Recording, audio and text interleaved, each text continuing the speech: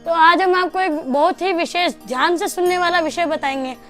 श्रीमद् भागवत जी जो है उनमें एक बहुत ही समझने वाला प्रश्न यह आता है कि जब राजा परीक्षित जी और कलयुग का जब संवाद चल रहा था तो कलयुग अपनी विशेषता बता रहा था राजा परीक्षित जी को, और कलयुग ने बताया कि चाहे सतयुग हो, चाहे त्रेता युग हो, चाहे द्वापर युग हो, उन तीनों युगों में हजारों हजारों करोड़ों करोड़ों वर्षों तक संतों महात्माओं को तपस्या करनी पड़ती थी, तब जाकर भगवत प्राप्ति होती थी।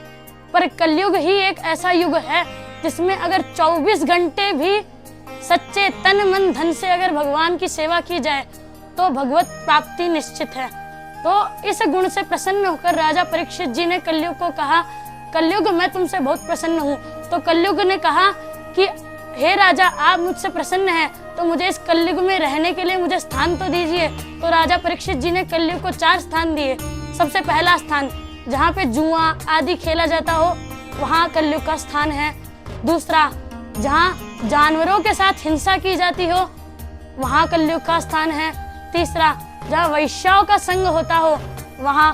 और चौथा स्थान है जो बड़ा ही महत्वपूर्ण है, जहाँ पे मदिरा पान किया जाता हो वहाँ पे कलयुग का स्थान है। तो राजा परीक्षित जी ने कलयुग को 4 स्थान दिए। कलयुग बोला, महाराज ये तो नॉर्मल सिर्फ हमारे लिए 4 कमरे हैं, तो हमारे लिए कोई विशिष्ट कमरा तो दीजिए, मतलब हमारे लिए कोई विशिष्ट स्थान तो दीजिए। तो राजा परीक्षित ने कहा, मांगो कलयुग, तुम्हें कौन सा विशिष्ट स्थान चाहिए। तो कलयुग ने कहा, हे राजा परीक्षित, आप मुझे स्वर्ण यानी सोने के अंदर आप मुझे एक स्थान दे दीजिए। तो राजा परीक्षित ने कहा ठीक है। तो उसके बाद में कलयुग का स्थान सोने में हो